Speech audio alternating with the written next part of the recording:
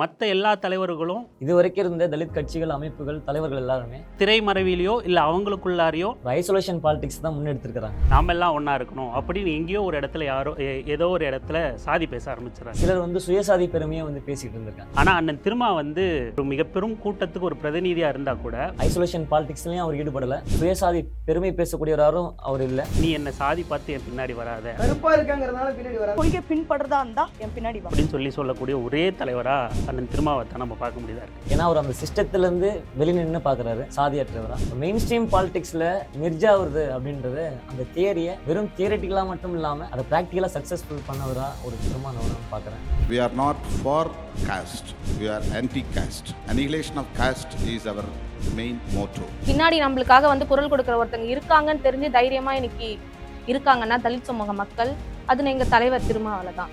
பாதிக்கப்பட்டவர்கள் என்ன பார்த்தாங்கன்னா கொஞ்சம் அழுது தீர்த்தாங்கன்னா கொஞ்சம் டிஸ்சார்ஜ் ஆகும். அவங்களுக்கு யார் நாதி, யார் அவங்களுக்கு ஆறுதல் சொல்லுவா, சொல்றது யார் இந்த தமிழ்நாட்டில் இருக்கிறாங்க, எந்த கட்சி இருக்கிறது.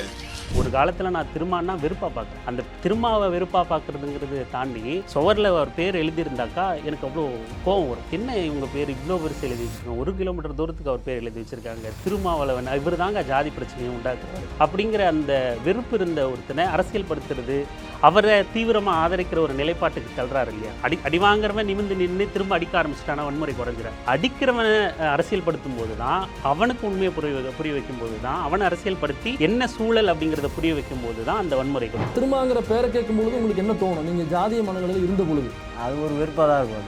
அது முதல்ல இப்போது அந்த அண்ணன் ஒரு சமூக போராளியாக இருக்காரு, குரல் கொடுக்குறாரு. தலைவர் he is not only for caste abolition, he leads to a world freedom person.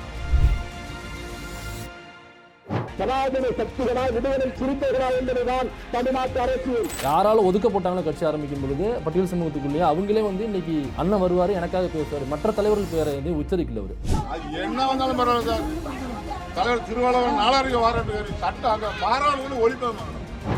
உலகத்தை பிரிக்கும் பொழுது பார்த்தீங்கன்னாக்கா கிறிஸ்தவ பிறப்புக்கு முன், இவர் பிறப்பு பின். இந்தியாவை பொறுத்தவரை அம்பேத்கருக்கு முன், அம்பேத்கருக்கு பின். தமிழ்நாட்டை பொறுத்தவரை திருமாவுக்கு முன், திருமாவுக்கு பின். ஹூ இஸ் திருமான்னு கேட்டா என்ன நீங்க சொல்லுவீங்க? அனைத்துமானவர், சாதி ஒழிப்பு போராளி, ஒரு சமூக போராளியாக பார்க்குறாங்க. சமத்துவ தலைவர். இதெல்லாம் பாதிக்கப்படுகிறது அவர்களின் உரிமை குரலாக தேவைப்படுகிறது. ஒரு புரட்சிகர மீட்பர்.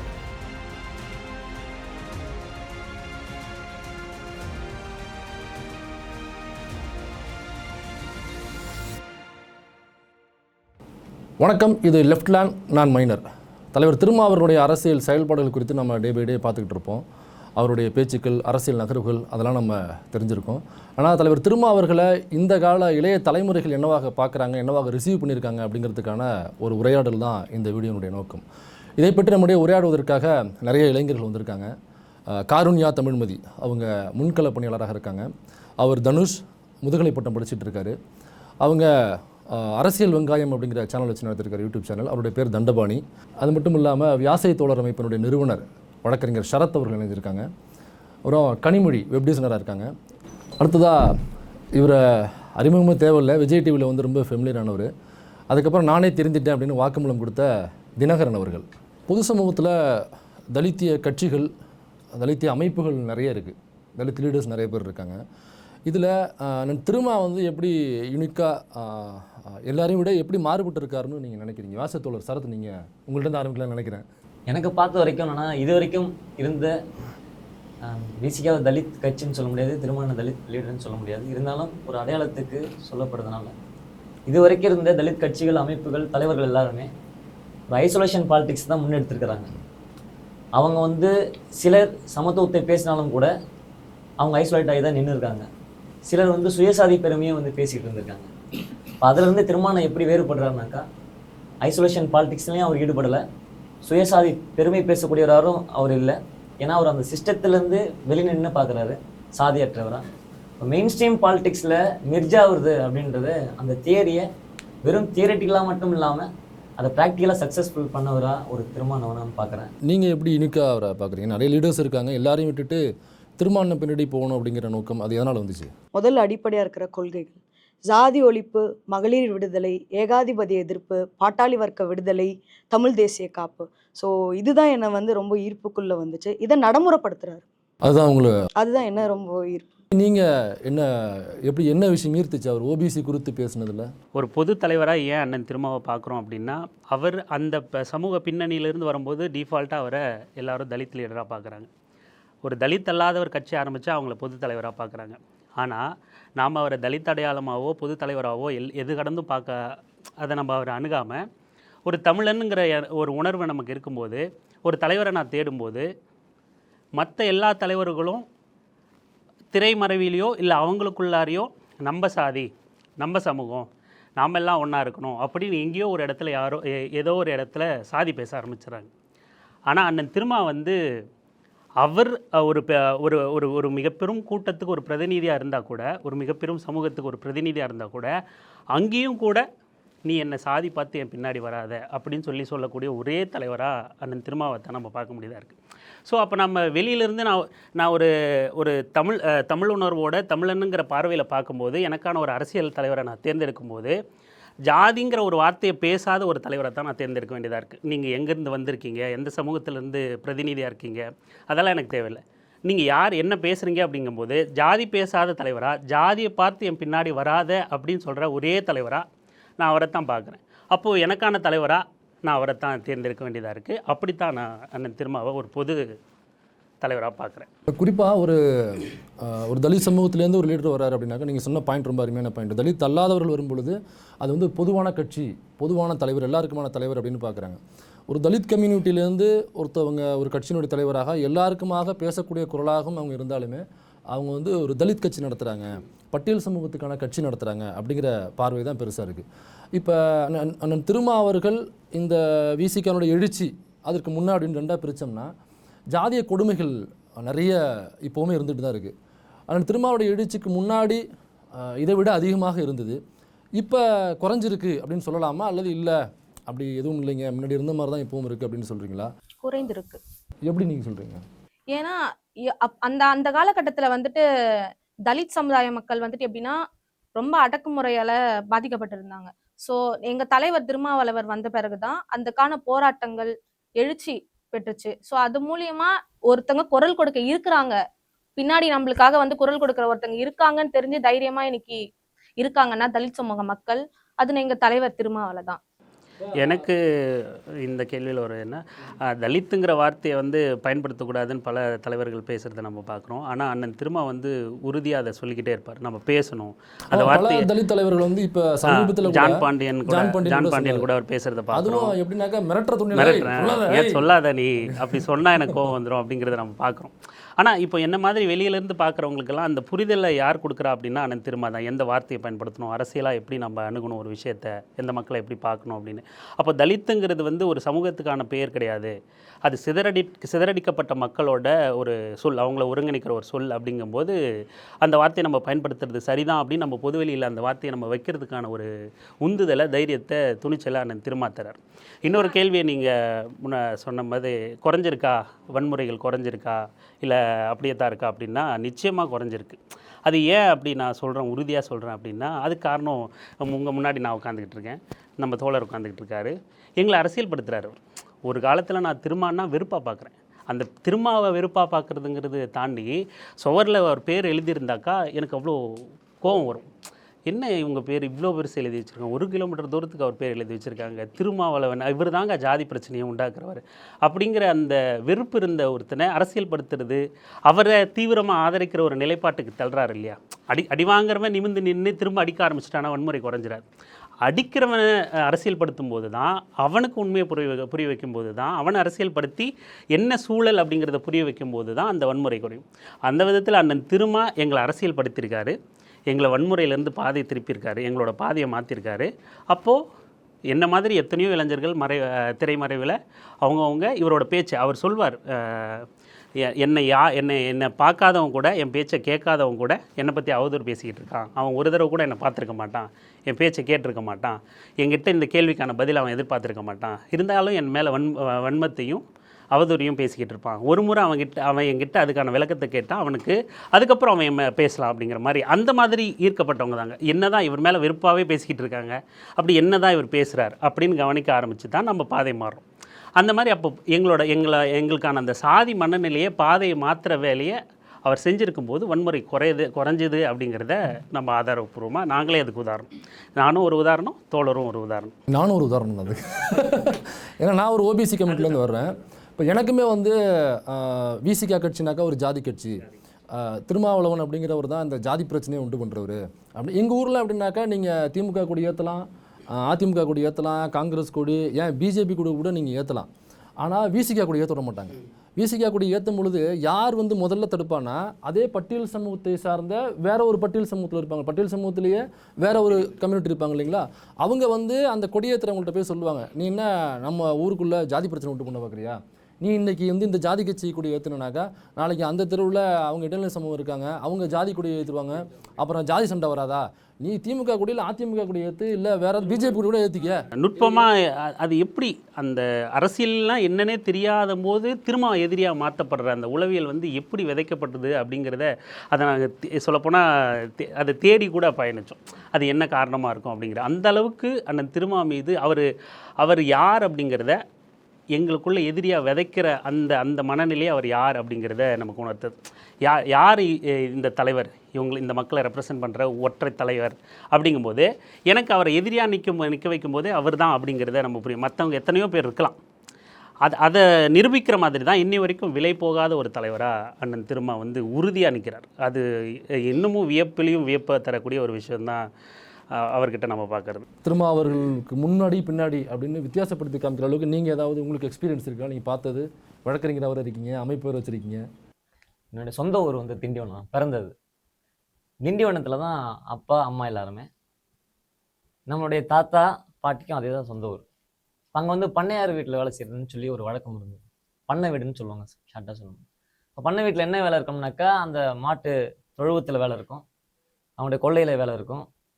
அந்த ஏதாவது விளையுதுனாக்கா விலையை எடுத்துகிட்டு போயிட்டு கொண்டு போய் அவங்க வீட்டுக்கு முற்றத்து வரைக்கும் கொண்டு போய் சேர்க்கக்கூடிய வேலை இருக்கும். அந்த வேலை செய்யக்கூடிய இடத்துல நீங்கள் நேரடியாக சொன்னது போலவே சின்ன பசங்க உட்பட இது வந்து நான் தாத்தாவுக்கு கேள்விப்பட்டது, அப்பாவுக்கு வந்து நேரடியாக உணர்ந்தது. சின்ன வயசு பையனாக இருப்பாப்புல, ஆனால் எங்கள் தாத்தாவுடைய பேர் ஏழுமலைனாக்கா, ஏழுமலை இங்கே வான்னு தான் கூப்பிடுவாங்க. அது வந்து அவங்களுடைய இயல்பான ஒரு தோரணை. அது இன்னொன்று பார்த்தீங்கன்னா, அங்கே வந்து தட்டு பார்த்தீங்கன்னாக்கா தாத்தாக்குன்னு ஒரு தனி தட்டு உண்டு. அது தாத்தாவில் தொடர்ந்து அது அப்படியே அம்மாவுக்கும் அப்பாவுக்குமே, அப்பாவும் அப்படி வேலை பார்த்தவர் தான். அந்த காலத்தில் வந்து அவர் சொல்லக்கூடிய விஷயங்கள் இருந்ததுனாக்கா, இந்த கஞ்சி ஊற்றுவாங்கன்னு சொல்லுவாங்க. இப்போ மூங்கிலில் வந்து கஞ்சி ஊற்றுவாங்க, மூங்கிலில் கஞ்சி ஊற்றுவாங்க. அப்பாவுக்கு வந்து வயசு அதிகமாக இருக்கும்போது கூட அந்த வீட்டோட சேர்ந்த சின்ன பையன் கூட அதே துணியில், அதே அடுத்த ஜென்ரேஷன் பாருங்க, அதே துணியில் அப்பாவை வந்து பேர் விட்டு கூப்பிடுறதும் அங்கே இங்கேன்னு வா போன்னு கூப்பிடுறதும் நடந்திருக்கு. அந்த தொழுவத்திலே பார்த்தீங்கன்னா ஒரு தட்டு வச்சிருப்பாங்க, அந்த தட்டில் தான் வந்து இவங்க சாப்பிடணும், அந்த தொழுவத்தில் இருக்கக்கூடிய தட்டு. இப்போ இவர் வந்து அப்பா கொஞ்சம் ரிபலாக இருக்கக்கூடியதுனால அந்த ரெட்டை கோலை முறை இருந்திருக்கு. செருப்பு போடக்கூடாது இருந்திருக்கு அப்பாவுடைய காலத்துங்க. அவங்க முன்னாடி வந்து ஒரு பீடி பற்ற வைக்கக்கூடாதுன்றது இருந்திருக்கு, பீடி குடிக்கூடாது அவங்க முன்னாடி. இது எல்லாமே ரிபல் பண்ணக்கூடிய நபராக வந்து அப்பா வந்து இருந்திருக்காரு. அந்த ரிபல் பண்ணக்கூடிய விஷயத்தை வந்து உருவாக்குனது வந்து திருமணம் இருந்திருக்கு. அப்போ நான் என்னுடைய பார்வையில் இது மிகைப்படுத்துதலாம் இருக்காது. உலகத்தை பிரிக்கும் பொழுது பார்த்தீங்கன்னாக்கா, கிறிஸ்து பிறப்பிற்கு முன், கிறிஸ்து பிறப்பிற்கு பின். இந்தியாவை பொறுத்தவரை அம்பேத்கர் முன், அம்பேத்கருக்கு பின். தமிழ்நாட்டை பொறுத்தவரை திருமாவிற்கு முன், திருமாவிற்கு பின். இது வந்து எதாலையுமே வந்து தடை செய்ய முடியாது. இது நியாயமான உண்மை. இது இன்னொரு பிரச்சனை பார்த்தீங்கன்னாக்கா, இப்போ நடக்கக்கூடிய சம்பவங்கள், சாதிய அடக்குமுறை சம்பவங்கள் வந்து எனக்கு தெரிஞ்சு அது குறைஞ்சிருக்கிறானாக்கா, தோழர் சொன்ன போல அது அரசியல் படுத்தப்படுதல் அப்படின்றது ஒரு பக்கம் நடந்துகிட்டே இருக்குது. இன்னொரு பக்கம் வந்து நடந்த பிறகு அதுக்காக குரல் கொடுத்தல், அவர்களை பாதுகாத்தல், அதுக்கான நீதியை பெற்றுத்தருதல் அப்படின்றது ரெண்டாவது பக்கம் நடந்துகிட்டே இருக்குது. ஒரு பக்கம் பொலிட்டிசைஸ் பண்ணிட்டே இருக்கிறாரு மற்ற சமூகத்தினர், சமூக இளைஞர்களாக இருந்தாலும் கூட. அப்போ அது ஒரு பக்கம் வந்து குறைஞ்சிட்டே இருக்குது வாய்ப்பு. இன்னொரு பக்கம் வந்து இங்கே பிரச்சனை நடக்கும் போது பாதிப்பு ஏற்படும், அந்த பாதிப்பின் பக்கம் நிற்கிறார். அதை எப்படி பார்க்கறனாக்கா, அது ஒரு நபராக இருந்தாலும் சரி, ஒரு சமூகமாக இருந்தாலும் சரி, ஒரு இனமாக இருந்தாலும் சரி, அந்த பிரச்சனையில எனக்காக ஒருவன் இருக்கான், எனக்காக ஒருத்தன் இருக்கானாக்கா அங்கே வந்து திருமணம் வந்து இருக்கிறார். இது வந்து ஒரு எமோஷனலான விஷயமா நான் பார்க்குறேன் பர்சனலாக.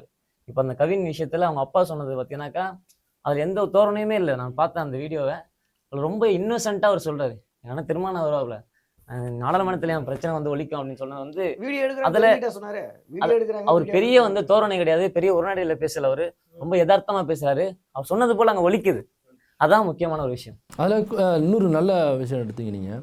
இப்போ திருமாவர்கள் வந்து கட்சி டிபிஐலேருந்து விசிகாவாக மாற்றுற கட்சியாக, அப்போ மாற்றும் பொழுது எனக்கு தெரிஞ்ச வரைக்கும், நான் அவரை பற்றி புரிஞ்சுக்கிட்ட வரைக்கும், அப்போ மாற்றும் பொழுது பட்டியல் சமூகத்தில் ஒரு பிரிவினரே வந்து ஏற்றுக்கல, திருமாவ அண்ணனை வந்து ஏற்றுக்கல. அவர் ஒரு குறிப்பிட்ட சாதியினுடைய கட்சியாக தான் அவங்களே பார்த்தாங்க, பட்டியல் சமூகத்தில் ஒரு பிரிவு. அப்படி இருக்கும் பொழுது அதுலேருந்து ஒருத்தர் வந்து இன்றைக்கி அவருடைய பையன் ஆணவ படுகொலை செய்யப்படுறாரு. அந்த இடத்துக்கு அண்ணன் போகும்பொழுது அதற்கு முன்னாடி திரும்ப வருவார் அப்படின்னு யாராலும் ஒதுக்கப்பட்டாங்களோ கட்சி ஆரம்பிக்கும் பொழுது பட்டியல் சமூகத்துக்குள்ளேயே அவங்களே வந்து இன்றைக்கி அண்ணன் வருவார், எனக்காக பேசுவார், மற்ற தலைவர்கள் பேரை எதையும் உச்சரிக்கல அவர். இப்போ இந்த இடத்துலேருந்து இந்த இடத்துக்கு ஒரு ட்ராவல் இருக்குல்ல, அண்ணனுடைய ட்ராவல் இருக்குல்ல, இப்போ அது வந்து பட்டியல் சமூகத்தில் மட்டும் இல்லை, இடைநிலை சமூகத்தில் இப்போ நான் திருமாவிற்கு எதிராக, இப்போ நான் வந்து திருவாரூர்லேருந்து வரேன், நான் எனக்கு மன்னார்குடி, திருவாரூர், தஞ்சாவூர் அந்த பக்கம் முழுக்க தான் எனக்கு என்னுடைய பயணங்கள் இருக்கும். அங்கே பார்த்தீங்கன்னாக்கா வீசிக்கக்கூடிய அதிகமாக பறக்கக்கூடாது அப்படின்ற ஊருக்குள்ள நான் ஏற்கனவே சொன்ன மாதிரி இருக்கும். அப்போ இவர் கொடியேற்ற வராருனாக்கா பெரிய கலவரமாகும். ஆனால் இன்றைக்கி இந்த சூழல் மாறிடுச்சு. இன்றைக்கி வந்து எப்போ திருமா வருவார், இதுக்கு திருமாவை கூப்பிடணும் அப்படின்னு ஒவ்வொரு அரசியல் கட்சி தலைவர், மற்ற கட்சிகளில் உள்ள அரசியல் கட்சி தலைவர்கள் இருப்பாங்கள்ல, அவங்ககிட்டையுமே ஒரு சாதிய மனநிலை இருக்கும். அவங்களையுமே வந்து திருமாவை கூப்பிட்டாக்கா அது ஒரு மாதிரி ஒரு ஜாதி அடையாளம் வந்துடும் அப்படின்னு சொல்லிட்டு ஒதுக்குனவங்க இன்றைக்கி திருமாவை கூப்பிடுங்க, யார் ராஜராஜ சோழனுடைய ஃபங்க்ஷனுக்கு திருமாவை கூப்பிடுங்க அப்படிங்கிற அளவுக்கு இன்றைக்கி மாறி இருக்கு.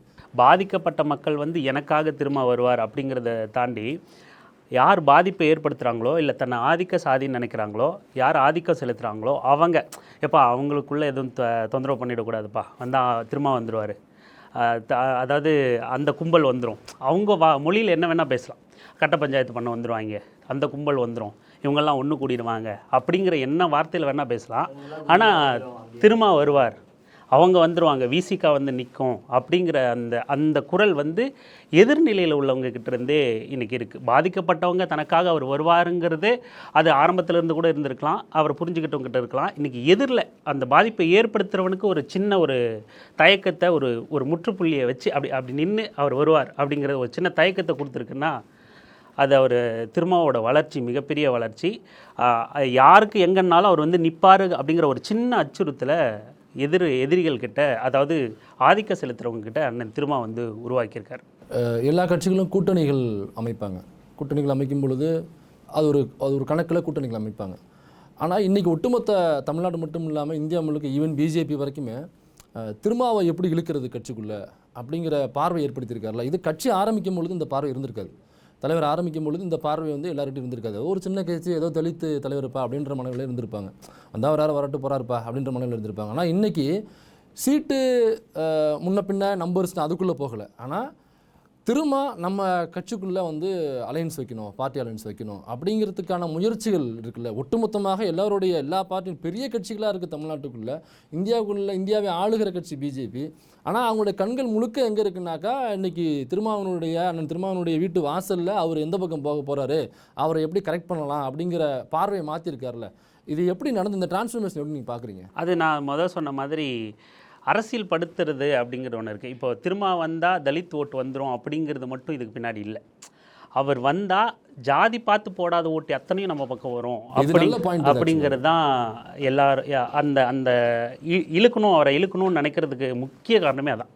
இப்போ என்ன அரசியல் படுத்தியிருக்காரு, நான் ஜாதி வேணான்னு நினைக்கிறேன், நான் யாருக்கு ஓட்டு போடுவேன் அப்படிங்கிற ஒரு கேள்வி இருக்குல்ல, நான் யாரை தேர்ந்தெடுக்கணும்னு நினைப்பேன், யாரை தலைவராக பார்க்கணும் அப்படின்னு நினைக்கிறேன்ல.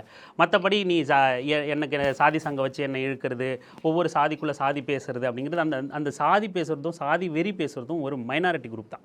அவங்க அது ஒரு மெஜாரிட்டி மாதிரி ப்ரொபகண்டா பண்ணுறாங்களே தவிர ரொம்ப மைனாரிட்டி குரூப் தான். அப்போ சாதி பார்க்காம, குறைஞ்சபட்சம் வாக்கு செலுத்துறதுல சாதி பார்க்காம, அப்போ அந்த தேவையை பார்த்து அந்த அரசியல் சூழலை பார்த்து வாக்களிக்கணும்னு நினைக்கிறவங்க மிக முக்கியமான ஒரு விஷயமா அண்ணன் திருமா எந்த அணியில் இருக்கார் அப்படிங்கிறத ரொம்ப முக்கியமாக கவனிக்கிறாங்க. அப்போது வெறும் தலித் ஓட்டுக்காக மட்டுமே அண்ணனை வந்து இழுக்கணும்னு பார்க்கல, பொதுவான மக்கள், சாதி பார்த்து வாக்களிக்காத மக்கள், அரசியல் சூழலை பார்த்து வாக்களிக்கணும்னு நினைக்கிற மக்கள்லாம் வந்து இவர் இருந்தால் அந்த பக்கம் வாக்களிப்பாங்க, அந்த அணிக்கு வலுவாக இருக்கும் அப்படிங்கிறதான் இதுக்கான முக்கியமாக. அதனால தான் அந்த மெஜாரிட்டி கூட்டத்தை நம்ம பக்கம் திருப்பணும் அப்படின்னு எல்லா கட்சியும் போட்டி போட்டு இழுக்கிறாங்க. இவர் வந்தால் அந்த பார்வையை மாறிடும், ஒரு சலசலப்பை ஏற்படுத்திடும், இவரே வந்துட்டார் அப்படிங்கிற ஒரு அரசியலுக்குள்ளே ஒரு சலசலப்பை ஏற்படுத்தி, மற்ற கட்சிகளுக்குள்ளே ஒரு சலசலப்பை ஏற்படுத்தி எல்லாரும் நம்மக்கிட்ட வரலாம், இல்லை ஒரு குழப்பத்தை ஏற்படுத்திடும் அப்படிங்கிற மாதிரி, அந்த வாக்குகளை பிரிக்கலாம் அப்படிங்கிற மாதிரியான அந்த தந்திரங்களான செயல்பாடுகளுக்கு தான் அண்ணன் திருமாவை அந்த ஆட்டத்தை கலைக்க முயற்சி பண்ணிக்கிட்டே இருக்காங்க. நீங்கள் இந்த கேள்வி அதை ஒரு பக்கம் வந்து பலப்படுத்துறது, அவங்க சார்ந்த ஒரு கூட்டணியை பலப்படுத்துறது, அவளை இழுக்க நினைக்கக்கூடிய கட்சிகளுக்கு. இன்னொரு பக்கம் அதோடைய நேரடியான ஒரு ரியாக்ஷன்னாக்கா அடுத்த கூட்டணி, அவர் இருந்த கூட்டணி வந்து பலவீனப்படுத்துறது.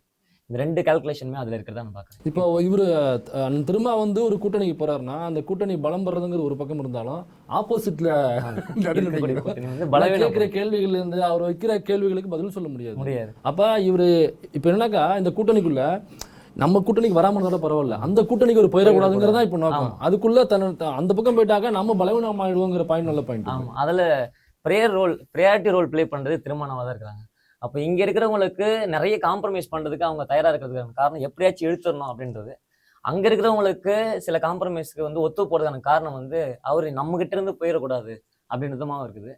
இன்னொரு பக்கம் மற்ற தலைவர்கள், கட்சி தலைவர்கள் மத்தியில் அந்த உணர்வு இருக்குது. சில 2ஆம் கட்ட தலைவர்கள் மத்தியில் இன்னும் அந்த சாதி இருக்கிறது தான். அதனால் ஏற்றுக்கிறதுல சிரமம் இருக்குன்னு தான். இப்போ அவர் கன்வின்ஸ் பண்ண ப்ரேயர் ரோல் ப்ளே பண்ணக்கூடிய அந்த கட்சியோட லீடர்ஸை எப்படி கன்வின்ஸ் பண்ணியிருக்காங்கன்னா, இந்த 35 வருஷத்தை வந்து அவர் இழந்திருக்காரு, தியாகம் பண்ணியிருக்கிறாரு, ஃபீல்டில் இருந்திருக்கிறாரு. அப்போ இவ்வளோ விஷயங்கள் பண்ணி அவரோட நாலேஜினால, அவரோட டெடிகேஷனால, அவரோட ஜெனுவினிட்டினால அவர் ப்ரூவ் பண்ணி கன்வின்ஸ் பண்ணியிருக்காரு. ஆனால் ஒரு தலைமுறை அவர் ஒரு லைஃப் வந்து இழந்துட்டாரு. அப்போ இது வந்து ஒரு சட்டுன்னு மாறக்கூடியது கிடையாது. இப்போ தான் அவங்க கன்வின்ஸ் ஆகிருக்கிறாங்க. மற்ற 2ஆம் கட்ட தலைவர்கள் மத்தியில் சில பேருக்கு அவர் ஏற்றுக்கொள்ளக்கூடிய மனப்பக்குவம் கூட இருக்கலாம். ஆனால் அதை வந்து வெளிப்படையாக காட்டக்கூடிய சூழலில் அவங்க இருக்க முடியாது. ஏன்னா அந்த சமூகம் வந்து அதுக்கு பழக்கப்படலை. அது இருந்தாலும் அந்த 2ஆம் கட்ட தலைவர்களுக்கு சாதி அந்த அந்த நெருடல் இருந்தாலும் கூட அவங்க அதை வெளிக்காட்டிக்க முடியாத ஒரு சூழலை நெருக்கடி அண்ணன் திரும்ப உருவாக்கியிருக்கார். வெளிக்காட்டிக்க முடியாது, இருக்கலாம், உனக்கு சாதி என்ன இருக்கலாம், ஐயோ இவங்களா அப்படின்னு இருக்கலாம், என்ன வேணா இருக்கலாம், உன்னால் அதை வெளிப்படுத்திக்க முடியாது. அந்த நெருக்கடியை அந்த அந்த வளர்ச்சியை அண்ணன் திரும்ப அடைஞ்சிருக்காரு அப்படிங்கிறது ரொம்ப முக்கியமான. தலித் இல்லாத கூட்டமைப்பு அப்படிங்கிற ஒரு கூட்டமைப்பை ராமதாஸ் அவர்கள் உருவாக்குனார்.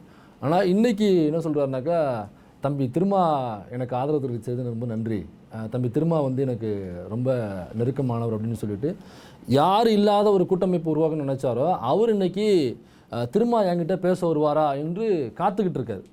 இந்த சூழல் மாற்றுறது தான் எதிரியையும் ஜனநாயகப்படுத்துறதுங்கிறது. அவர் நினச்சிருந்தாருனாக்கா அவருக்கு அந்த கட்சியில் உள்ளவங்கக்கிட்ட ஈஸியாக ஒரு வன்முறை நடக்கும் பொழுது ஒரு அருவாள் எடுத்து கொடுத்து அனுப்புறது ரொம்ப நேரம் ஆகாது. ஆனால் புத்தகத்தை எடுத்து கொடுத்து அனுப்புகிறாரு. புத்தகத்தை யார் கையில் கொடுக்குறாருனாக்கா, யார் கலவரம் பண்ணுறாங்களோ அவங்க கையில் உள்ள அருவாளை பிடுங்கிட்டு அவங்க கையில் புத்தகம் கொடுக்குறாரு. இதுதான் எதிரியையும் ஜனநாயகப்படுத்துதல் அப்படின்னு. இப்போ இந்த சூழலில் இப்போ நமக்கு இப்போ ஒரு சூழல் நடந்துக்கிட்டு இருக்கு இல்லையா, ஆணவ படுகொலை, அருவாள் எடுத்துகிட்டு போகிறது, அருவாள் எடுத்துகிட்டு போகிறவனை கொண்டாடுறது, இப்படியான இந்த சூழல் தனி ஜாதி பெருமை பேசுறது, மன்னர் பெருமை பேசுறது, ஏன் ஜாதியில் ஒரு மன்னர் பரம்பரைனா தலைவர் நம்ம பக்கம் கேமரா திருப்புவாங்களேன்னு என் ஜாதியில் ஒரு மன்னர் இருந்தார் அந்த ப்ரைடு எடுத்துக்கிறது அப்படின்ற போது அதுக்கு அண்ணன் திருமா கொடுக்குற பதில் வந்து ரொம்ப இப்போ சமீபத்தில் இந்த ஒரு யூடியூப் சேனலோட இதில் கூட பேசியிருந்தார். நமக்கு முன்னோர்கள் மன்னர்கள் இருந்திருக்கலாம், அவங்க என்னவா இருந்தாங்க அப்படிங்கிறத நம்ம கவனிக்க வேண்டியதாக இருக்குது. யார் எத்தனையோ பேர் இருந்தாலும் நமக்கு சமகாலத்தில் அம்பேத்கர் இருந்திருக்காரு, பெரியார் இருந்திருக்காரு, மார்க்சிய கொள்கை இருக்குது. இப்போ நாம் வாழ்கிறதுக்கோ சர்வை பண்ணுறதுக்கோ நம்ம கொள்கை கோட்பாடோ இது போதும் அப்படின்னு பேசியிருப்பார். அதை தாண்டி நான் சாதி பெருமை தான் பேசுவேன், நான் ஒரு ஜாதி மனநிலையில் இருப்பேன், ஒரு பெருமிதத்தில் இருப்பேன் அப்படிங்கிறத அதை உடைக்க அவர் பேசுகிறது நான் ரொம்ப நான் வியந்த விஷயம் என்னென்னா, அந்த பறையா அப்படிங்கிற அந்த சொல்லை வந்து அவர் சொல்வார். பிரபாகரனும் பறையன்தான், சதாம் ஹுசேனும் பறையன்தான், கலகம் யார் பண்ணுறாங்களோ, சனாதனத்தை யார் எதிர்த்து நிற்கிறாங்களோ அவங்க எல்லாம் நீ மன்னரை வச்சு ஜாதி பெருமை பேசி நீ மன்னர் பரம்பரைன்னு நீ இரு அப்படின்னு சொல்கிறது ஒரு புறம் இருக்குது. கலகம் பண்ணி ஒரு அநியாயத்தை எதிர்த்து நின்று நான் பறையனாக இருக்கேன் அப்படின்னு ஒரு ப்ரைடை கொடுக்கறது இருக்கு இல்லையா, ரெண்டுத்தை நான் பார்க்குறேன். எனக்கு எதுவுமே இல்லாமல் எந்த ஒரு உழைப்புமே இல்லாமல் எங்கேயோ ஒருத்த மன்னர் இருந்தால் அந்த வழியில் நான் பிறந்துட்டேன், அதனால் நான் ஆண்ட பரம்பரை அப்படின்னு ஒரு கிரீடத்தை தலையில் வச்சுக்கிறதும், நீ எதிர்த்து நின்னவன், நீ கலகம் பண்ணவன், நீ சனாதனத்தை எதிர்த்து நின்னவன், அந்த வழியில் இன்றைக்கும் நம்ம சனாதனத்தை எதிர்த்து நின்றுக்கிட்டு இருக்கோம், நாம் ஒரு போராளி, அதனால் நீ பறையன் அப்படின்னும் போது, எல்லாரும் பிரபாகரனும் பறையன் தான், சதாம் ஹுசேனும் பறையன் தான் அப்படின்னும் போது எனக்கு அந்த வேர்டு ப்ரைடாக மாறுது.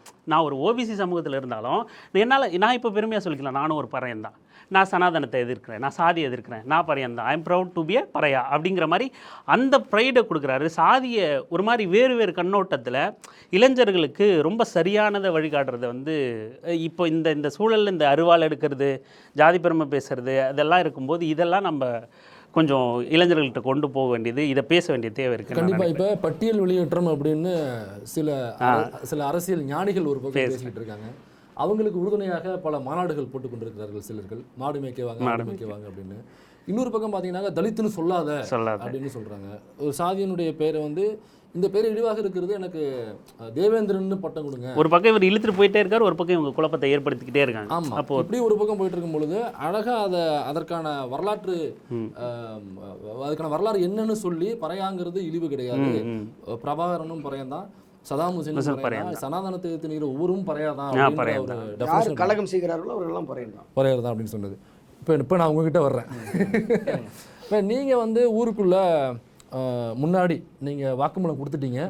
வாக்குமூலம் கொடுப்பதற்கு முன்னாடி ஒரு மனநிலை இருந்திருப்பீங்கள்ல, என்னுடைய சாதி வந்து ரொம்ப ப்ரைடான சாதி, பிறப்பிலேயே எனக்கு வந்து கிரீடம் வால்லாம் கொடுத்துருக்காங்க அப்படின்ற மனநிலை இருந்திருப்பீங்கள்ல. அப்போ நீங்கள் அண்ணன் திருமாவை என்னவாக நினச்சிங்க?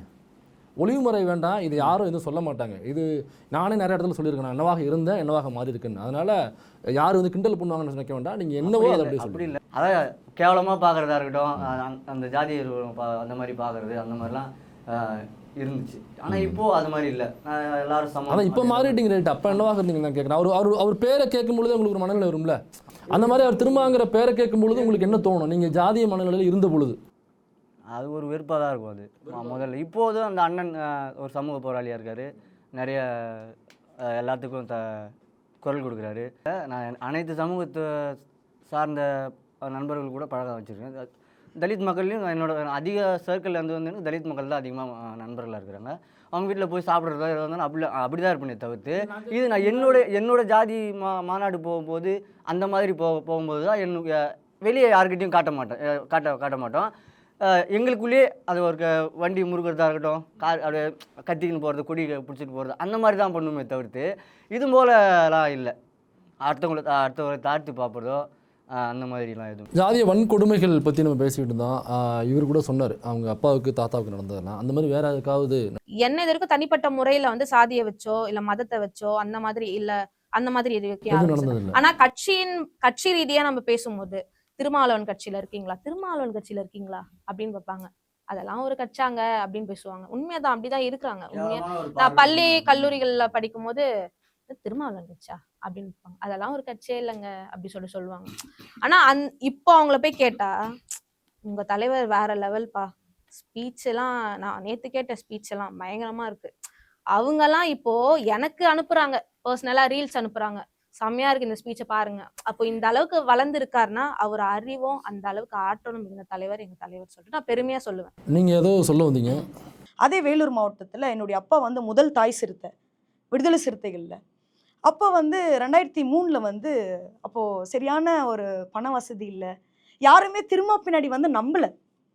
கிறிஸ்துவ மக்களை போய் இவர் போய் ஒரு ஆலயத்துல போய் சொல்றாரு, இந்த மாதிரி நம்ம ஆள் வந்து ஒருத்தர் வந்து கட்சி நடத்துறாரு, நீங்க வாங்கன்னு சொல்லிட்டு. சன்னி நீ போ சன்னி, ஒரு 5 வருஷத்துல அந்த கட்சி முடிஞ்சிடும்.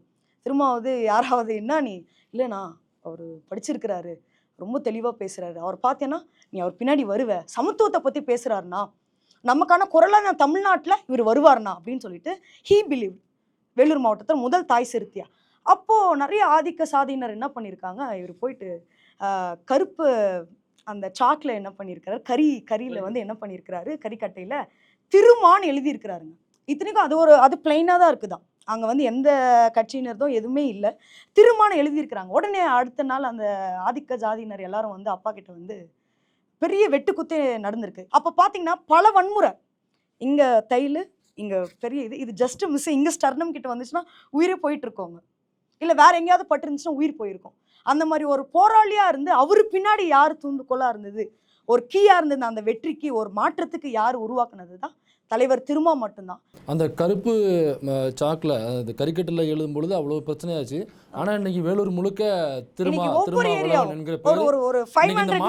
இந்த மாற்றம் இன்னைக்கு நடந்திருக்காங்க. கண்டிப்பா அதுதான் சொல்றேனே. நீங்கள் திருமாவர்களை ஏற்றுக்கிட்ட தருணம் இருக்குல்ல, அதுக்கு முன்னாடி அவர் மீதான பார்வை வேறு மாதிரி இருந்திருக்கும். அந்த இன்சிடென்ட் இது நீங்கள் ஒரு மனநிலையாக மாறி இருப்பீங்களா, ஐயோ இப்படி தவறாக நினச்சிட்டோமேன்னு ஒரு இன்சிடென்ட் இருக்கும்ல, என்ன இன்சிடென்ட்டு? அதாவது நம்ம கிராம பின்னணியில் வளர்கிறதுனால அந்த கிராமம் சேரி ஊர் அப்படிங்கிற அந்த கட்டமைப்பும் டிஃபால்ட்டாக நீங்கள் ஒரு சமூகத்தில் பிறந்தா இந்த தலைவர் தான் நம்மோட தலைவர், இவர் வந்து நமக்கு எதிரான தலைவர் அப்படிங்கிற அந்த கட்டமைப்பு வந்து சின்ன வயசுலேருந்து எங்களுக்குள்ளே ஊட்டி தான் வளர்க்கப்படுது. எப்படியாவது ஒன்று ஏதோ ஒரு பேச்சில் எங்களுக்குள்ளே திரும்ப வந்து எதிரியாக புகுந்துருவார். அந்த மாதிரி வளர்ந்து இன்னமும் நாம் சென்னை வந்த பிறகு தான் இந்த மாற்றம் வந்து ஏற்படுது. சென்னை வரலைன்னா நிச்சயமாக இப்போவும் நான் திருமாவை எதிராக பார்க்குற நிலைமையில தான் இருந்திருப்பேன். இப்போவும் என்னால் உறுதியாக சொல்ல முடியும். சென்னை வந்தது தான் அந்த மாற்றம் வந்து தந்துச்சு. அதுவும் எப்படின்னா பெரியார் பார்வையிலிருந்து அதுக்கப்புறம் தான் அம்பேத்கரை பார்வை, அண்ணன் திருமா அப்படிங்கிற அந்த ரூட் எடுத்து தான் வரும். அரசியலை கவனிக்கிறோம். இந்த ஜாதிக்கு எதிரான மனநிலை வந்து கொஞ்சம் கொஞ்சமாக பில்ட் ஆகும்போது அப்போது அப்படியே பெரியார், அம்பேத்கர், திருமா அப்படின்னு சொல்லிட்டு வரும். இப்போ இதுலேயும் கூட நம்ம முக்கியமாக நம்ம சொல்ல வேண்டியது என்னென்னா, அண்ணன் திருமா வந்து இப்போ ஒரு 5ஆம் வகுப்புக்கு ஆசிரியர் இருக்காங்கன்னா அவங்க 5ஆம் வகுப்புக்கு தான் எடுப்பாங்க. 10ஆவதுக்கு ஆசிரியர் இருக்காங்கன்னா அவங்க 10ஆவதுக்கு, காலேஜுக்குனா காலேஜுக்கு அப்படின்னு.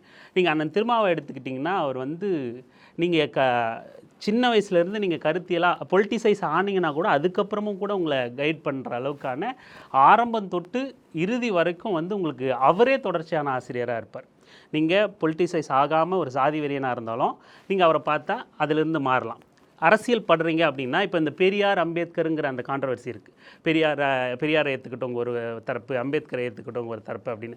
அதெல்லாம் இல்லாமல் உடச்சி வந்து பெரியார், அம்பேத்கர், மார்க்சியம் எல்லாம் ஒன்று தான் அப்படின்னு நீங்கள் கருத்தியலாக கொஞ்சம் பகுத்தறிவில் வந்தாலும், பெரியாரை ஏற்றுக்கிட்டாலும், பெரியாரை ஏற்றுக்கிட்டவங்க அம்பேத்கர் பக்கம் வர்றதுக்கும், அம்பேத்கரை ஏற்றுக்கிட்டவங்க பெரியார் பக்கம் வர்றதுக்கும் ஒரு பாலமாக அண்ணன் திருமா தான் இருக்கார். இப்படி ஒரு ஆரம்பம் தொட்டு இறுதி வரைக்கும் எல்லாமே அவர் வழிகாட்டுற ஒரு மிகப்பெரிய பேராசிரியராக தான் நம்ம பார்க்க வேண்டியதாக இருக்குது. சாதி அதாவது எந்த இடத்துல மாறுறோம் அப்படின்னா, அந்த தமிழ் உணர்வு நமக்கு ஊட்டும்போது, தமிழன்னு உணரும்போது நம்ம சாதியை பார்க்கக்கூடாது. அப்போ இவங்களை சாதி வெறியராக, இவங்கெல்லாம் ஜாதியை வளர்க்குறவங்களா, இவங்க தான் ஜாதிக்கான தலைவர், இவங்க தான்ப்பா ஜாதி வெறியை ஏற்படுத்தி, எங்களுக்கெல்லாம் என்ன சொல்லுவாங்கன்னா, திரும்ப தான்ப்பா ஜாதி கலவரத்துக்கெல்லாம் காரணம், இவர் தான் ஜாதி இங்கே பிரச்சனை நடக்கிறதுக்கே காரணம் அப்படின்னு தான் எங்களுக்கு சொல்லி வளர்க்கும்போது அப்படி ஒரு வெறுப்பே க்ரியேட் ஆயிடுது. அந்த பேர் மேலே ஒரு வெறுப்பே க்ரியேட் ஆயிடுது. அப்போது என்ன தான் அவர் பேசுகிறாருன்னு கவனிக்கிற அந்த தருணத்தில் தான் நம்ம அதிலேருந்து ரிலீஸ் ஆகும். இல்லையே, சரியாக தானே பேசுகிறாரு, இதில் என்ன தப்பு இருக்குது அப்படிங்கிற அந்த புள்ளியில் தான் நம்ம அதிலேருந்து வெளியே வரும். ஓகே, இதனால் நீங்கள் உங்களுக்கு பிடிச்சது நகர்ந்தான் அப்படின்னு சொல்கிறீங்க. இல்லை, நீங்கள் ஒரு இப்போ ஓபிசியில் இருக்கும் பொழுது நான் தான் ப்ரியாரிட்டி, இந்த கம்யூனிட்டி தான் ப்ரியாரிட்டி, ஏன்னா எனக்கு கீழே பட்டியல் சமூகம் இருக்குது, அப்போ நான் தான் ப்ரியாரிட்டின்னு இருந்திருக்கும், அந்த மனநிலை இருந்திருக்கும்ல. அப்போ அதுலேருந்து மாறுறதுக்கு ஒரு மொமெண்ட்டு தேவைப்படும்ல. அந்த மொமெண்ட்டு ஏதாவது உங்களுக்கு அமைஞ்சிச்சா, அல்லது அது எப்படி நிகழ்ந்துச்சு? அந்த மன்னர் பரம்பரை அப்படிங்கிறதுலேருந்து அந்த துறவு எப்படி நடந்துச்சு, எங்கே நடந்துச்சு? அதாவது சைலண்ட்டாக ஒரு சாதி உணர்வு வந்து உள்ளே இருக்கும். நம்ம அந்த வெறிங்கிற இதெல்லாம் போகாமல் சைலண்ட்டாக ஒரு சாதி உணர்வு இருந்துக்கிட்டே இருக்கும். அதை வந்து அந்த தமிழ் தான் கொஞ்சம் டாமினேட். இப்போ என்னோடய பர்சனல் அனுபவத்தில்னா, ஏதோ பள்ளிக்கூடத்தில் ஏதோ ஒரு ஆசிரியர் ஏதோ ஒரு மேஜிக் பண்ணதா அப்படி தான் நான் நினைக்கிறேன்.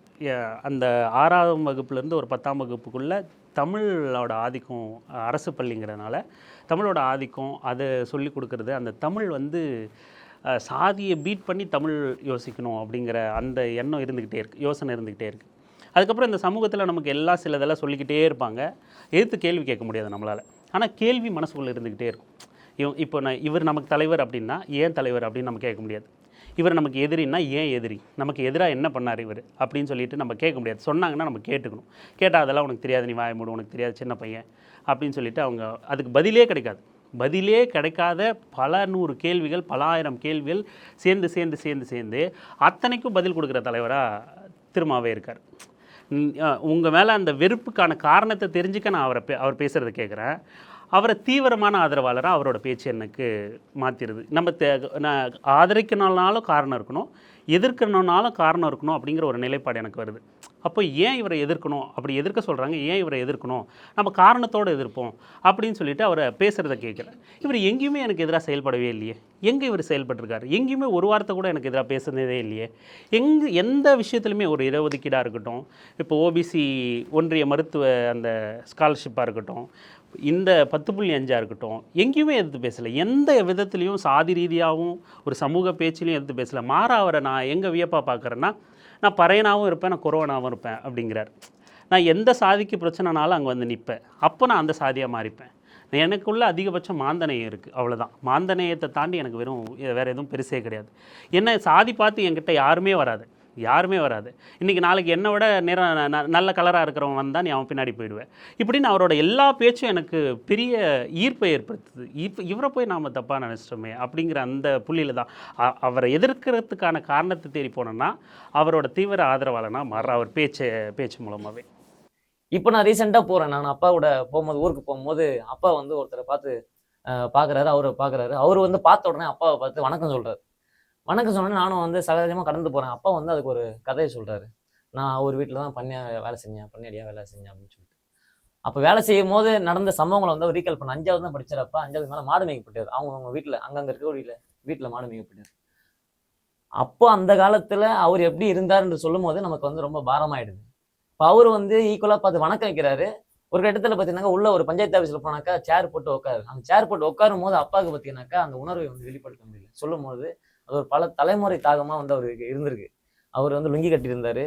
லுங்கி கட்டினதை மாற்றினது வந்து திருமணம் தான். பேண்ட்டு போட்டார். அண்ணனை பார்த்தா அவர் பேண்ட்டு போட்டார். அண்ணனை பார்த்தா அவர் வாட்சி கட்டினார். அண்ணனை பார்த்தா வந்து அவர் கண்ணாடி போட்டார். அவர் என்னெல்லாம் வந்து பண்ணணும்னு நினைச்சாரோ அண்ணனை பார்த்து வந்து அதை மாற்றிக்கிட்டார், தனி மாற்றிக்கிட்டார். அப்போ 1980 காலகட்டத்தில் 90 காலகட்டத்தில் பார்த்தீங்கன்னாக்கா ஒரு அரசியல் போதாமல் இருந்தது இல்லைங்களா? அந்த காலத்தில் எல்லாருக்குமான தலைவராக தங்களை பிரகடனப்படுத்திக்கிட்டவங்க வந்து தலித் மக்களுக்கான தலைவர்களை தங்களை அப்படி ப்ராக்டிக்கலாக அவங்க அப்ளை பண்ணலை. அப்படி உணர்வானவங்க இல்லை. அந்த போதாமை வந்து அவங்களுக்கான ஒரு லீடரை வந்து தேடிக்கிட்டே இருக்கும்போது அந்த காலம் தந்த மிகப்பெரிய ஒரு கருத்தியல் பெட்டகமாக திருமணம் வந்து எமர்ஜி ஆகுறாரு. அந்த எமர்ஜி ஆகுறது பார்த்தீங்கன்னாக்கா யார் எல்லாருக்குமான தலைவராக தங்களை பிரகடனப்படுத்திக்கிட்டாங்களோ அவங்க தலித்துகளுக்கானவர்களாக இல்லை. யாரை வந்து திருமணம் வந்து யார் தலித் தலைவர்னு அவர் முத்திரை கொடுத்த பார்த்தாங்களோ அவர் எல்லாருக்குமான தலைவராக எமர்ஜி ஆகுறாரு. இதான் அந்த காலத்தில் வந்து ரொம்ப பெரிய ஸ்பெஷலாக மாறுது. அப்போ அவரை புரிஞ்சிக்கிறதுன்றது வந்து இப்போ கொஞ்சம் கொஞ்சமாக எல்லாருமே புரிஞ்சிக்க ஆரம்பிக்கிறதா நான் ஃபீல் பண்ணுறேன். திருமாக்கு பின் அப்படின்னு நான் ஒரு சில கருத்துக்களை பகிரணும்னு ஆசைப்படுறேன். என்னன்னா நம்ம ஆட்களுமே வன்முறையை பழகிட்டாங்க. எப்படின்னா அடிச்சு இவங்களும் வந்து ஆட்களை திரட்டி ஒரு வன்முறையான போக்கில் போனாங்க. நீ இதை பண்ணாத, நமக்கானது இது கிடையாது, வன்முறை கிடையாது, நீ நம்மளும் அதிகாரத்தை விரும்பலாம், அதிகாரத்தை கைப்படலாம் அப்படின்ற ஒரு இந்த சமுதாயத்தில் ஒரு திருப்பு முனியாக இருந்தது திருமா மட்டும்தான், தலைவர் மட்டும்தான், வேற யாருமே கிடையாது. வேற யாரும் இருந்த மாதிரி எனக்கு தெரியல. இன்னொரு பக்கம் திருமணம் பொறுத்த வரைக்கும் அந்த எல்லாருமே அந்த காலத்தில் வந்து ஆரம்பிக்கும் போது பொலிட்டிக்கல் பார்ட்டிஸ் வந்து ஸ்கேட்டர்டாக நிறைய கொள்கைகளை வந்து முன் வச்சிருப்பாங்க. அப்போ எல்லா சமூகத்தினுடைய ஓட்டு கன்சல்டேட் பண்ணுற அளவுக்கு அந்த கொள்கைகள் வந்து ஸ்கேட்டர்டாக இருந்தது. அவர் ஃபோக்கஸ்டாக வந்து தலித் மக்களுடைய பிரச்சனையை பேசுறதுக்கு யாரும் இல்லாமல் அந்த அரசியல் போதாமே அந்த வெற்றி எடுத்து அந்த வேக்கமை ஃபில் பண்ண ஒரு லீடர் தான் திருமணம் நான் பார்க்குறோம். திருமணம் வந்து ஒரு வெறும் லீடராக வந்து பார்க்கறது கிடையாது. நார்மலாக நீங்கள் எல்லார் வீட்லேயுமே அவரை எப்படி பார்க்குறாங்கன்னா அந்த ஃபேமிலி மெம்பராக வந்து பார்ப்பாங்க. அந்த எமோஷனல் கனெக்ட் வந்து வேறு எந்த பொலிட்டிக்கல் பார்ட்டிக்கும் இருக்காது. நான் ஓப்பனாக அதை நான் சொல்ல முடியும். அது எந்த கட்சியாக இருந்தாலும், தமிழ்நாட்டில் கூட எந்த கட்சியாக இருந்தாலும் அந்த ஒரு எமோஷனல் கனெக்ட் கிடையாது. போனோம்னா ஒரு உரிமையாக வந்து ஒரு தலைவன்கிட்ட பேச முடியுமானாக்கா அதுக்கு வந்து ஒரு கட்சியோட லீடரை வந்து திருமணம் போய் தம்பியை இப்போ நம்ம ஒரு லயோலா காலேஜ் தம்பியை வந்து கூப்பிட்டு போனோம். போய் நிற்கும் பொழுது தம்பி நிற்கிறான், ஃபோட்டோவுக்கு பக்கத்தில் நிற்கிறான், அண்ணன் நிற்கிறாரு, ஆனால் கை போன மேலே அப்படின்னு தூக்கி வந்து கை இப்படி போடுறான். அந்த உரிமையை வந்து அவர் இயல்பாகவே வந்து அந்த தந்திருக்காரு. ஒரு ஃபேமிலி மெம்பராக பார்க்குறான். அவர் தூரத்துலேருந்து பார்க்கும்போதே நமக்கானவர் இவர், இது எனக்கானவர் அப்படின்னு பார்க்குறது ஒரு ஃபேமிலி மெம்பராகவும் இருக்கிறதுனால தலைவரை தாண்டி ஒரு பொறுப்பாக நான் பார்க்குறேன். தலைவர்ன்றதோட ஒரு இடைவெளி இருக்குது.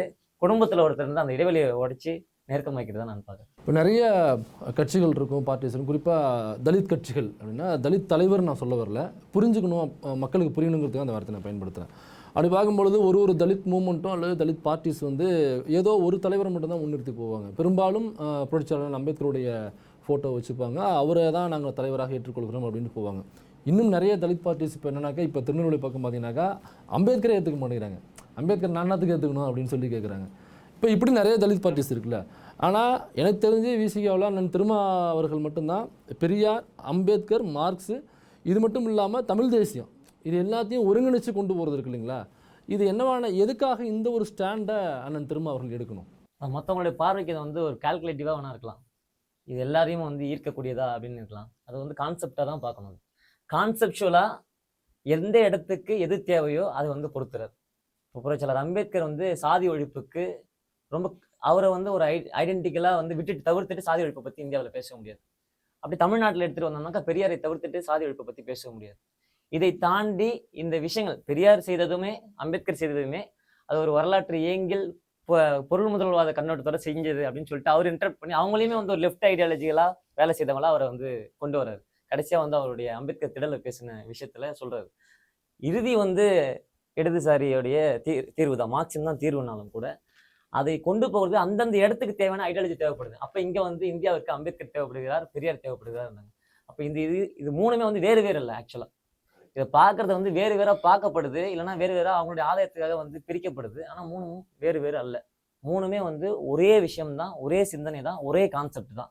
இதை வலியுறுத்தியது வந்து இந்தியாவிலே எனக்கு தெரிஞ்சு அது வந்து திருமாவளவனால தான் இருக்க முடியும். மற்றவங்களுக்கு அதில் ஏதோ ஒரு கால்குலேட்டிவ் இருந்திருக்கலாம். அம்பேத்கரை போடுவதனால் இது வந்து நமக்கு பிரச்சனையாகும். ஈவன் அது இடதுசாரிகளாக இருந்தாலும் கூட 80களிலையோ 90களிலையோ அந்த ஏன் அங்கே ஒரு வேக்கம் கிரியேட் ஆயிடுச்சுனாக்கா அதுவும் ஒரு காரணமாக இருந்திருக்குது. எல்லாருக்குள்ளும் சாதி இருந்திருக்குது. இடதுசாரி ஐடியாலஜியை வந்து ஏற்றுக்கிட்டாலும் கூட அவங்க இயல்புலேயே வந்து சாதி சிந்தனையோடு இருந்திருக்கிறாங்க. அப்போ அங்கே அம்பேத்கர் தேவைப்படாமல் போயிட்டார்.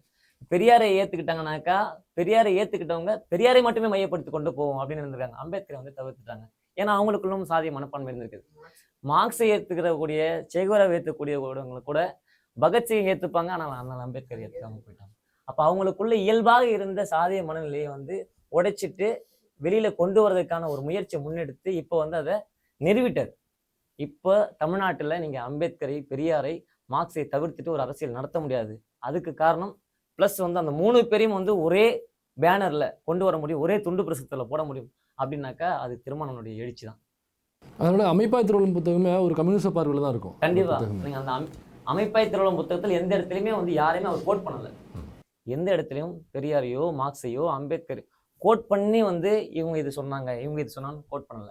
அதில் போட்டிங்கன்னா முதல்ல இருந்து கடைசி வரைக்குமே அவர் வந்து படிக்கக்கூடிய அதில் எழுதக்கூடியவங்களே அதில் கருத்து எழுதக்கூடியவங்க பார்த்தீங்கன்னா அவர் மார்க்ஸை கண்ணோட்டத்தோடு எழுதுறதா தான் பார்க்குறாங்க.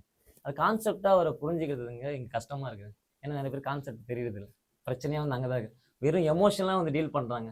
ஆனால் எமோஷனலாக டீல் பண்ணுறதுக்கான தலைவராகவும் அவர் இருக்கிறாரு, கான்செப்டாக டீல் பண்ணக்கூடிய தலைவராகவும் அவர் இருக்கிறார். இப்போ விசிகா தொடர்ந்து திமுக கூட்டணியில் அதிகமாக இடம்பெறுறது அப்படிங்கிறது சில பேர் விமர்சிக்கிறாங்க, சில பேர் சரிதான் அப்படின்னு சொல்கிறாங்க. தலைவருமே அதுக்கு தன்னுடைய பதிலை கொடுத்துருக்காரு. ஆனாலும் சமூக வலைதளங்களில் ஒரு சிலரால் விமர்சிக்கப்படுது தொடர்ந்து திமுக கூட கூட்டணி இருப்பது அப்படிங்கிறது. திமுக கூட விசிகா கூட்டணியில் இருக்கலாமா இருக்கக்கூடாதா? இருக்கலாம் அப்படின்னாக்கா ஏன் இருக்கணும், இருக்கக்கூடாதுனாக்கா ஏன் இருக்கக்கூடாது? ஒருத்தரும் தங்களுடைய கருத்துக்களை சொல்லுங்கள். நீங்கள் சொல்லுங்கள் கனிமொழி. இருக்கணும். ஏன் இருக்கணும்? ஏன்னா மாற்று கட்சியினர் வந்துட்டு கொள்கை வந்து எங்களுக்கு வந்துட்டு கொள்கை ரீதியில வந்து நாங்க பயணிக்கிறோம்ன்றதுனால மாற்று கட்சியில வந்துட்டு அவங்களோட கொள்கை வந்து எங்க கொள்கைக்கு வந்து மாறுபட்டது. தலைவர் வந்து திருமாவர்களுக்கு வந்துட்டு தனிச்சமா யார் கூடயுமே வந்து அவருக்கு வந்துட்டு எந்த ஒரு என்னது அவங்கவுங்களுக்குன்னு ஒப்பீனியன் இருக்கும். இவங்க வந்து இப்படிதான் அவங்க வந்து அப்படிதான் அந்த மாதிரி எல்லாம் இல்லாம கொள்கையை மட்டும்தான் அவர் பின்பற்றாரு. சோ மத்த கட்சியில இருக்கிறவங்களோட கொள்கை வந்து எங்களுக்கு மாறா இருக்கு. அதனால நீங்க சொல்லுங்க சார். கூட்டணி வைக்கணும். ஏன் வைக்கணும்னாக்கா 2 விஷயம். ஒன்று ஐடியாலஜிக்கலா, 2வது ப்ராக்டிக்கலா. ஐடியாலஜிக்கலா எப்படி பார்க்கணும்னாக்கா டிஎம்கே தவிர்த்து யாரு, சரி டிஎம்கே வேண்டாம், வேற யார்கிட்ட போறது? டிஎம்கே திராவிட கட்சி, சமூக நீதி பேசுறாங்க. பிஜேபி சமூக நீதி பேசுமா? பேசாது. மத வெறுப்பை பேசுது, மத அடிப்படைவாதத்தை பேசுது. அப்போ பிஜேபி ஆட்டோமேட்டிக்காக கட்டுது. வேற எங்கே போகிறது? ஏடிஎம் கிட்ட போகலாமா? ஏடிஎம்கே இப்போ பிஜேபியாக மாறிடுச்சு. ஏடிஎம்கே கிட்ட அந்த எந்த ஒரு கோணமும் இல்லை, கான்செப்டாக அவங்க வந்து நிற்கிறது இல்லை. அப்போ அவங்க கான்செப்டாகவும் இல்லை, சும்மாவே அவங்க நிற்கிறது. அப்போ அவங்ககிட்ட போக முடியாது. ஏடிஎம்கே வந்து கட்டு. அப்போ 3வது இப்போ டிவிக்கே வந்துக்கணும்னு வச்சுக்கோங்க. டிவி கிட்ட போக முடியுமா? கான்ஸ்டியூஷனுடையும் பகவத்கீதையும் ஒன்றா வைக்கிறாங்க. அம்பேத்கர் எழுதின கான்ஸ்டியூஷனையும் பகவத்கீதையும் ஒன்றா வைக்கிறாங்க. எது எதிர்த்தாரோ அதை பக்கத்தில் வைக்கிறாங்க. இந்த ஐடியாலஜிக்கல் ஒரு கிளாரிஃபிகேஷன் அவங்கள்ட்ட கிடையாது, கிளாரிட்டி கிடையாது. அப்போ அங்கே போய் நிற்க முடியும்? மாலை வணக்கத்தையே அந்த கொள்றப்ப அங்கே போய் நிற்க முடியாது. கான்ஸ்டியூஷன்ன்றது எதுக்கு எதிராக கொண்டு வரப்பட்டதோ அதை எதிர்த்து போய் கான்ஸ்டியூஷன் பக்கத்தில் வைக்கிறதுன்றது ஆக்சுவலாக ஒரு ஐடென்டிட்டி பாலிடிக்ஸ் தான் நம்ம. அப்போ அங்கே போக முடியாது. சரி, வேற நாம் தமிழ் கட்சிக்கு போகலாமா? நாம் தமிழ் கட்சி பெரியாரை வந்து அங்கே போனால் மாடு மேய்க்க தெரிஞ்சாதான் போக முடியும். நம்ம எப்படி போக முடியும்? நேரடியாக வந்து திராவிடத்தை வந்து விமர்சிக்கிறாங்க. திராவிடம்ன்றது அது மொழி அடிப்படையிலானது இல்லை, அது வந்து ஒரு ஆரிய எதிர்ப்பு, பார்ப்பனர் அல்லாதோர் அப்படின்ற ஒரு விஷயத்தை கட்டமைக்கிறது. ஆரியத்துக்கு எதிரான ஒரு கான்செப்டா திராவிடத்தை கட்டமைக்கிறதுக்கு அயோத்தியாச பண்டிதர்லேருந்து வந்துட்டு இருக்கு. ஆனால் அதை வந்து ஒரு மொழி அடிப்படையில் ஒரு வெறுப்புணர்வு அரசியல் ஊட்டுறதுக்காக பயன்படுது. வெறுப்பு அரசியல் நமக்கு வந்து உதவாது, கொள்கை ரீதியாக அது நமக்கு எதிரானது. அப்போ நாம் தமிழ் கட்சிக்கு போக முடியாது. வேறு எந்த கட்சிக்கு போகிறது? அட்லீஸ்ட் இப்போ எங்கே போக முடியும்? சொல்கிறாங்கன்னாச்சு ஐடியாலஜிகள் அது சொல்கிறாங்கன்னாச்சு, சமூக நீதி பேசக்கூடிய, திராவிடத்தை பேசக்கூடிய இப்போ இருக்கக்கூடிய கட்சி ஓரளவுக்கு ஸ்டாண்ட் பை பண்ணுறாங்கனாக்கா திமுக இருக்குது. அப்போ அங்கே தான் நிற்க வேண்டிய ஆப்ஷன் இருக்குது. 2வது, அங்கே கூட நிற்க தேவையில்லை, இண்டிவிஜுவலாக நிற்கலாம். இந்த சமூகம் ஏற்றுக்குமா அப்படின்றதான் இங்கே மிகப்பெரிய கேள்வி. மக்கள் நல கூட்டணின்றதை அவங்க ஆரம்பித்தாங்க. அது ரொம்ப பெரிய விஷயம், அது பெரிய மூவ், அது ஆல்டர்னேட்டாக ஆரம்பித்தாங்க. ஆனால் நம்ம மக்கள் அதை புரிஞ்சிக்கக்கூடிய ப்ராக்டிகாலிட்டி வந்து இங்கே கிடையாது. அப்போது தனியாக நிற்க முடியும்னு நினைச்சாக்கா நாம என்ன சொல்கிறது அவருக்கு அறிவுரை? அவர் ஆட்டோமேட்டிக்காக எப்பயும் அதை முடிச்சுட்டு போயிட்டு எல்லா அவருக்கு தெரியாது. practical-ம் பண்ணிட்டு தான் வந்திருக்காரு. அவருக்கு தெரியாத ஒரு விஷயத்த போய் நம்ம அறிவுரை சொல்கிறதுக்கு இங்கே இல்லை, இந்தியாவிலேயே அவருக்கு அறிவுரை சொல்லக்கூடிய பொலிட்டிக்கல் நாலேஜும் ஃபீல்டு எக்ஸ்பீரியன்ஸ் உள்ளவங்க யாருமே கிடையாது. அப்போது அவர் அந்த கால்குலேட்டிவ் இல்லாமல் இருப்பாரா? அப்போ என்னன்னாக்கா டிஎம்கே ஐடியாலஜிக்கலாகவும் ஒத்து போகிறாங்க, ப்ராக்டிக்கலாகவும் இப்போ நமக்கு அதிகாரம் தேவைப்படுது. இப்போது 4 எம்எல்ஏ 2 எம்பி இருக்கிறதுனால விசிகாவுக்குன்றது ஒரு அதிகாரம். அது இப்போ அவங்க வந்து ஒரு விஷயங்களை பண்ணுறாங்க. சட்டமன்றத்தில் அவ்வளோ விஷயங்களை வந்து எடுத்துகிட்டு வந்திருக்கிறாங்க. பார்லிமெண்ட்டில் வந்து எவ்வளோ விஷயங்களுக்காக குரல் கொடுக்குறாங்க. இஸ்லாமியர் பிரச்சனைக்காக குரல் கொடுக்குறாங்க, சாதி பிரச்சனைக்காக, மத பிரச்சனைக்காக குரல் கொடுக்குறாங்க. இது எல்லாத்தையும் எப்படி குரல் கொடுக்க முடியுதுனாக்கா வெறும் ஃபீல்டில் இருந்து மட்டும் பண்ண முடியாது. பொலிட்டிக்கல் பவர் வந்து வேணும். அது ஐசோலேட்டாக நம்மளால் பெற முடியாது. அந்த ப்ராக்டிகல் கிடையாது. இப்போ மெயின் ஸ்ட்ரீம் பாலிடிக்ஸில் மெர்ஜாகணுன்ட்டு தான் அவர் இப்போ வரைக்கும் சொல்லிக்கிட்டு இருக்கிறது. இப்போ அதுக்காக அது தேவைப்படுது. டிஎம்கே தான் கரெக்டான ஆப்ஷன்.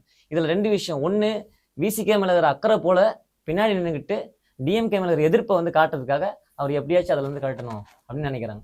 இன்னொரு பக்கம் திரும்ப அவர் வந்து நம்ம கூட இருந்தாருனாக்கா நமக்கு பலம், நம்மளுடைய கெயின் வந்து அது கன்சல்டேட், அவருக்குன்னு ஒரு கன்சல்டேட்டான ஒரு ஸ்ட்ராங்கான ஸ்ட்ரென்த் இருக்குது. அது ஓட்டாக இருக்கட்டும், ஹியூமன் சோர்ஸாக இருக்கட்டும், தோழாக இருக்கட்டும்.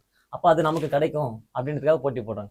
அண்ணன் சொன்னதான் எப்போவுமே, நீங்கள் ஓரங்கட்ட பார்த்தாலும் ஒதுக்க பார்த்தாலும் நாங்களே மையம் என்பதை தீர்மானிப்போம்ன்ற போல அவர் உண்மையாலுமே ஒரு பொலிட்டிக்கல் மையம் தமிழ்நாடு மட்டும் இல்லை இந்தியாவுக்கே மாறக்கூடிய சூழல் கட்டாயமாக வரும். அதனால் அவர் கூட்டணிகளுக்கு தான் பெட்டர் ஆப்ஷன். இப்போதைக்கு அதான் பெட்டர்னு நினைக்கிறீங்க நீங்கள் தலைவா?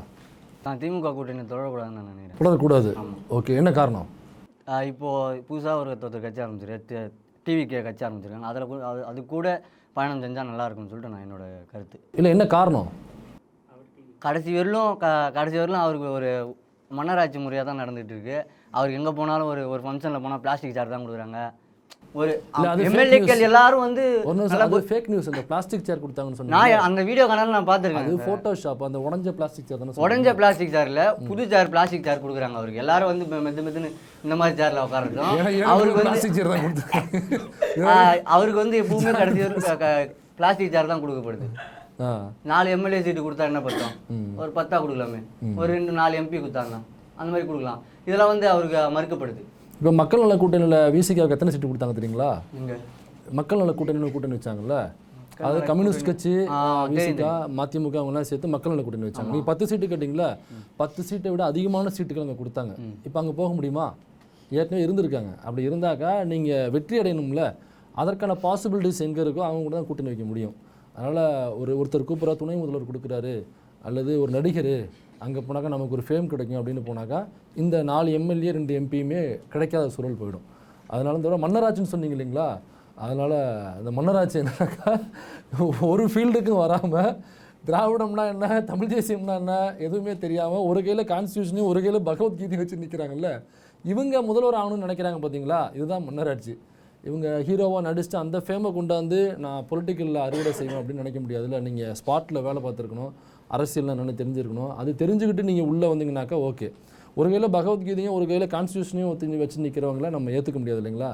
அதனால் அங்கே போகிறது நீங்கள் உங்களோட பாயிண்ட் ஆஃப் வியூ அது. ஆனால் ஏன் போகலை அப்படின்னா இந்த மாதிரி நிறைய காரணங்கள் இருக்குது. அவங்களுக்கு பேசிக்காக அரசியல் அப்படிங்கிறத ஸ்பெல்லிங் மிஸ்டேக் இல்லாமல் எழுதக்கூட அவங்களுக்கு தெரியாது. அது விட்டுருங்க, மாலை வணக்கம்ங்கிறத ஸ்பெல்லிங் மிஸ்டேக் இல்லாமல் சொல்லுங்கள். அதுக்கப்புறம் நம்ம அதை பற்றி பேசலாம். நீங்கள் என்ன நினைக்கிறீங்க? நான் வந்து திமுகவோட விசிக கூட்டணி இருக்கிறது தான் சரியான கூட்டணின்னு நினைக்கிறேன். ஏன் அப்படின்னா, முதல்ல இப்போது திமுக கிட்ட போதாமைகள் இல்லையா, ஏதாவது விமர்சனங்கள் இருக்கா அப்படின்னா நிச்சயம் எந்த ஆளுங்கட்சிக்கிட்டேயும் விமர்சனங்கள் இல்லாமல் இருக்காது.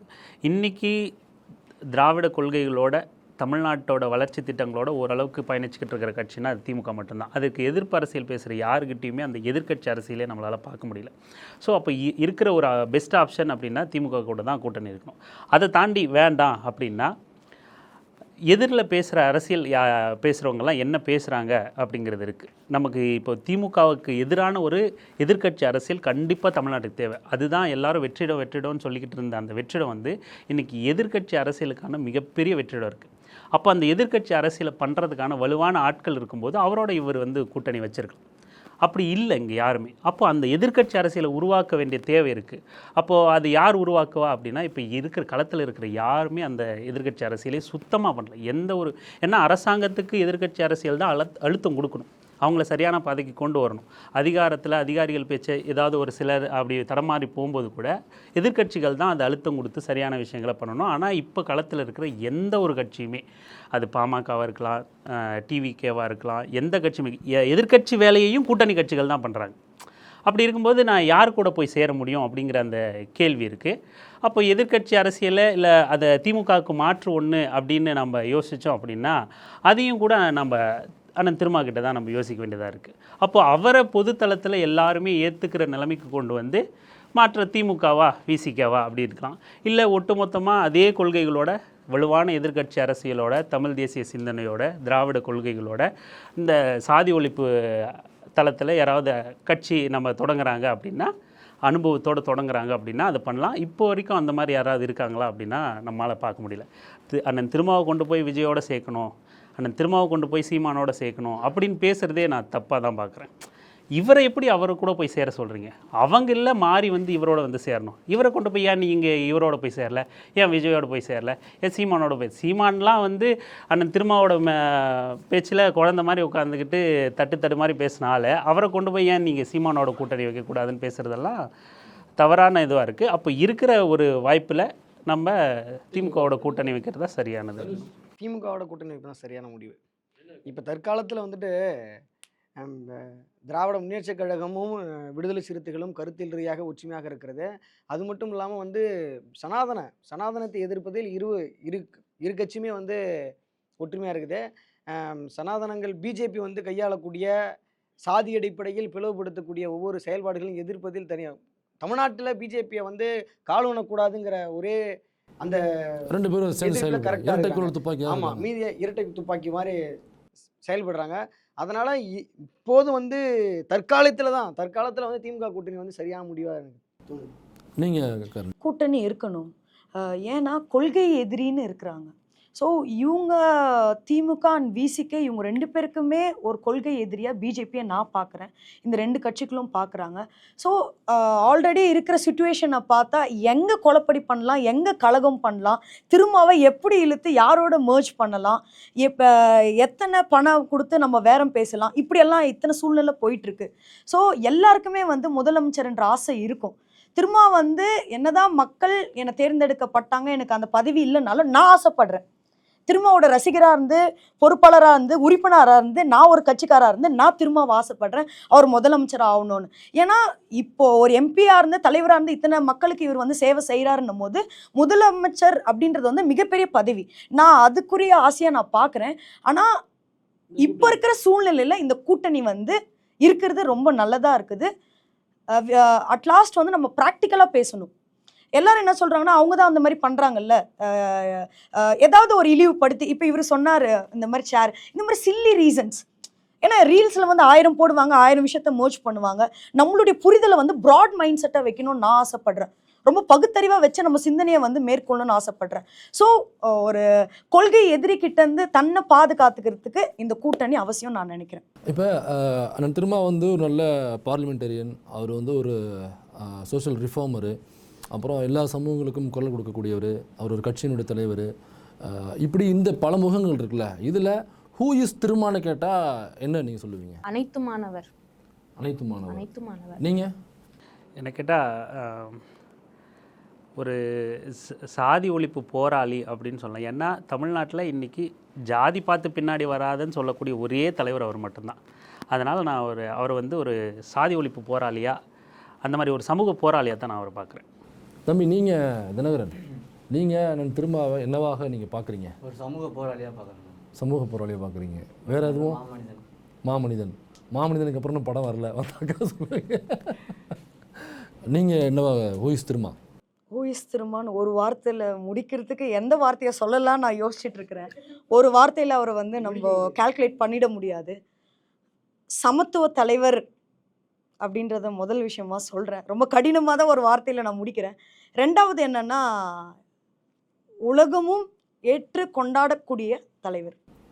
சூப்பர். நீங்கள் தனுஷ், எங்கெல்லாம் பாதிக்கப்படுகிறதோ அவர்களின் உரிமை குரலாக திகழ்கிறார். உரிமை குரல், ஒடுக்கப்படுவரும் உரிமை குரல், ஒடுக்கப்பட்ட மக்களின் உரிமை குரலாக மட்டுமே திகழவில்லை, அனைத்து பாதிக்கப்பட்ட மக்களின், அதாவது எங்கெங்கெல்லாம் பாதிப்பு நிகழ்கிறதோ அங்கெங்கெல்லாம் முதலாக சென்று அவர்களிடம் நேரடியாக சென்று போர்க்குரல் விடக்கூடிய ஒரு போர்க்குரலாக திகழ்கிறார் எங்களுடைய எழுச்சி தமிழர் அவர்கள். ஓகே, நீங்கள் என்னவா பார்க்குறீங்க? திருமணனுடைய ஸ்டேட்மெண்ட்டே கோர்ட்டே வந்து அவருக்கு சொல்லணும்னு நினைக்கிறேன். அவர் வந்து அண்ணல் அம்பேத்கரை எப்படி பார்க்குறீங்க அப்படின்னு சொல்லும்போது அவர் வந்து ஒரு ரெவல்யூஷனரி மெசையா அப்படின்னு சொல்லிட்டு ஒரு விஷயத்த சொல்லியிருப்பார். ஒரு புரட்சிகர மீட்பர் அப்படின்னு சொல்லியிருப்பார். அதே கோட் வந்து அவருக்கும் பொருத்தமானது. அவர் எதையெல்லாம் வந்து அண்ணல் அம்பேத்கர் புரட்சியாளர் அம்பேத்கருக்கு வந்து சொல்லணும்னு நினைக்கிறாரோ, அவர் எப்படி வந்து அவர் ரிசீவ் பண்ணுறாரோ, அது எல்லாமே அவருக்கும் பொருத்தமானது அப்படின்னு நான் நினைக்கிறேன். சூப்பர். இப்போ அண்ணன் திருமா அவர்களை பற்றி பல்வேறு கருத்துக்கள் எல்லாம் அவங்களுடைய பெர்ஸ்பெக்டிவ் முன் வச்சிங்க. குறிப்பாக அதில் முக்கியமான பாயிண்ட்டாக தம்பி தினகரன் சொன்னது தாவேக்கால வந்து தலைவர் சேரணும் அப்படின்னு சொல்லியிருக்காரு.